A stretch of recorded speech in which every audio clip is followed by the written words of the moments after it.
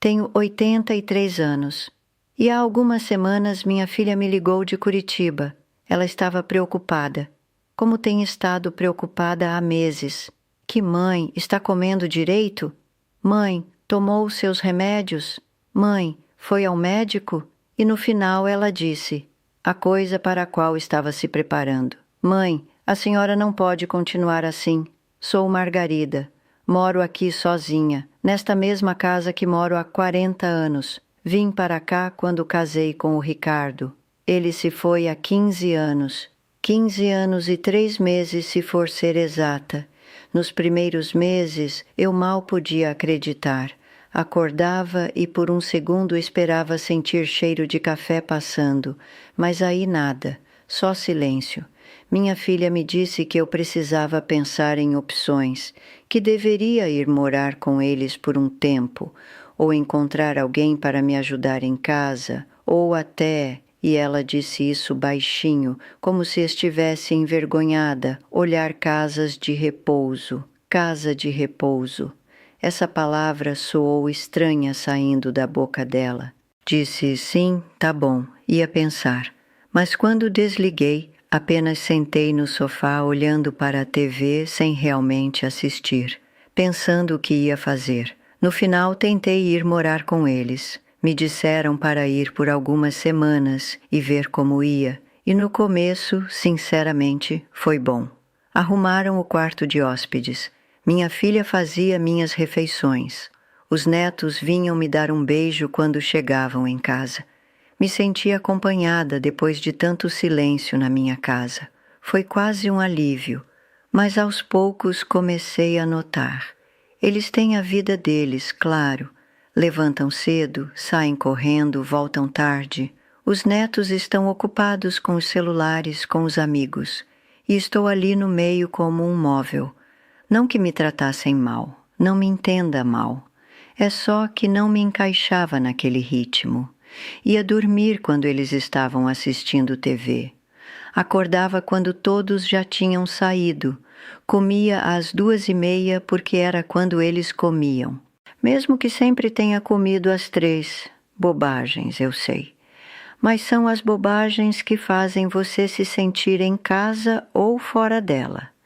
Um dia meu genro perguntou se eu precisava de algo do mercado. Muito gentil, sim, mas me perguntou como você pergunta para alguém que não pode ir sozinho. E sempre fui ao mercado sozinha. Sempre. Desde que o Ricardo não podia mais, eu ia.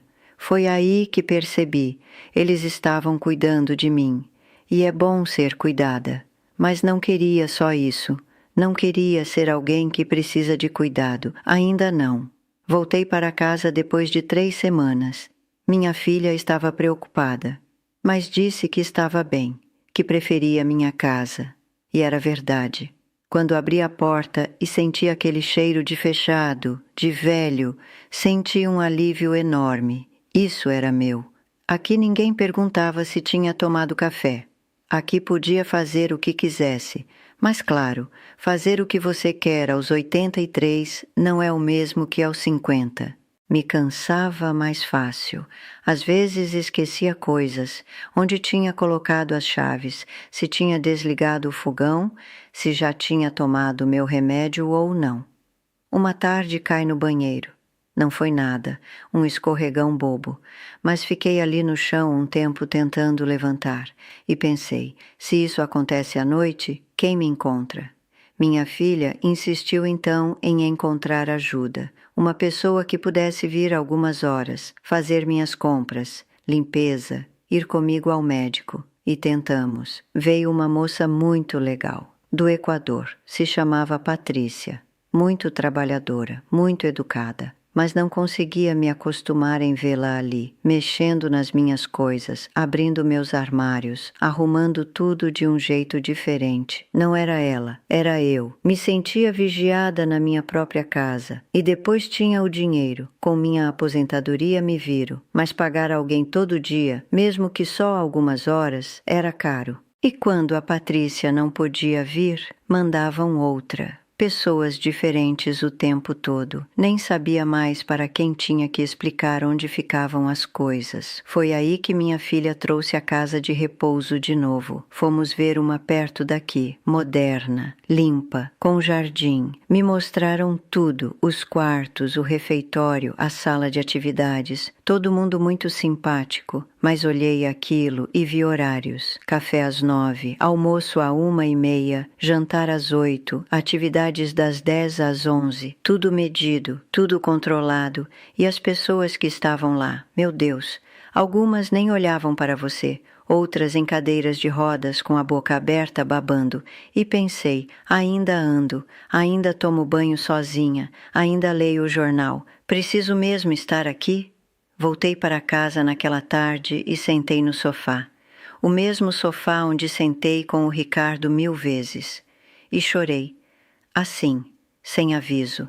Chorei porque não sabia o que fazer, porque nenhuma opção parecia certa, porque sentia que estava ficando sem opções. O mundo não tinha mais espaço para mim do jeito que era. Passaram alguns dias, ainda estava sozinha, revirando tudo na cabeça, e uma manhã desci pegar a correspondência como sempre. No saguão esbarrei numa vizinha, Sara. Ela tem uns 40 e poucos, 2 crianças pequenas, sempre correndo. Naquele dia vi ela sobrecarregada, uma criança no carrinho, a outra chorando. Parei e perguntei se precisava de algo. Ela me olhou surpresa e disse, não, nada. É que tinha que levar a pequena ao médico e o mais velho não tinha aula porque estava doente também.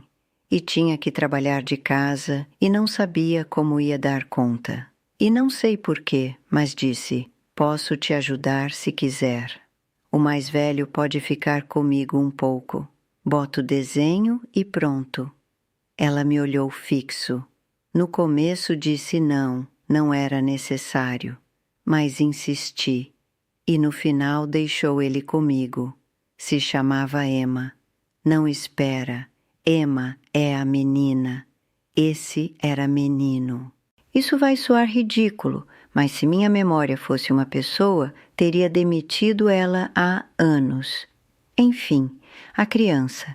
Levei ele lá para cima na minha casa, botei a TV, dei biscoitos, sentei do lado dele. E foi estranho, mas bom. Fazia anos que não tinha uma criança em casa. Quando a Sara voltou, ela estava tão grata que quase chorou. Disse que tinha salvado a manhã dela e me senti útil. Não me sentia assim há muito tempo. Alguns dias depois ela me pediu outro favor e depois outro, e eu estava feliz em ajudar. Comecei a buscar a filha dela, Emma, na escola há alguns dias. Emma, lembrei dessa vez. Aí a Sara me trazia coisas do mercado se via que eu precisava de algo. O marido dela me ajudou a trocar uma lâmpada que não alcançava mais. E assim aos poucos, sem perceber, começamos a funcionar como uma espécie de, sei lá, como uma família estranha. Percebi que tinha mais gente assim no prédio. Gente que precisava de coisas pequenas. Uma vizinha mais velha que não conseguia descer o lixo, uma moça que trabalhava até tarde e não conseguia pegar suas encomendas. Comecei a prestar mais atenção, oferecer, e as pessoas me ofereciam coisas também. Me traziam potinhos de comida, perguntavam se eu precisava de algo, me chamavam para um café. E aí entendi algo. Não precisava ser cuidada como criança. Não precisava de alguém controlando minha vida. O que precisava era continuar sendo eu, continuar contribuindo com algo, continuar sendo alguém que importa, não alguém que tem que ser tolerado. Conversei com minha filha recentemente. Expliquei tudo isso. No começo ela não entendeu. Me disse que ia me cansar, que era demais para mim. E se eu caísse ou ficasse doente? E ela tem razão em parte. Mas disse, filha, prefiro me cansar, fazendo algo que importa do que morrer de tédio, esperando alguém me levar ao médico. Agora ainda moro sozinha. Ainda tenho dias ruins, dias que tudo dói e nem quero levantar.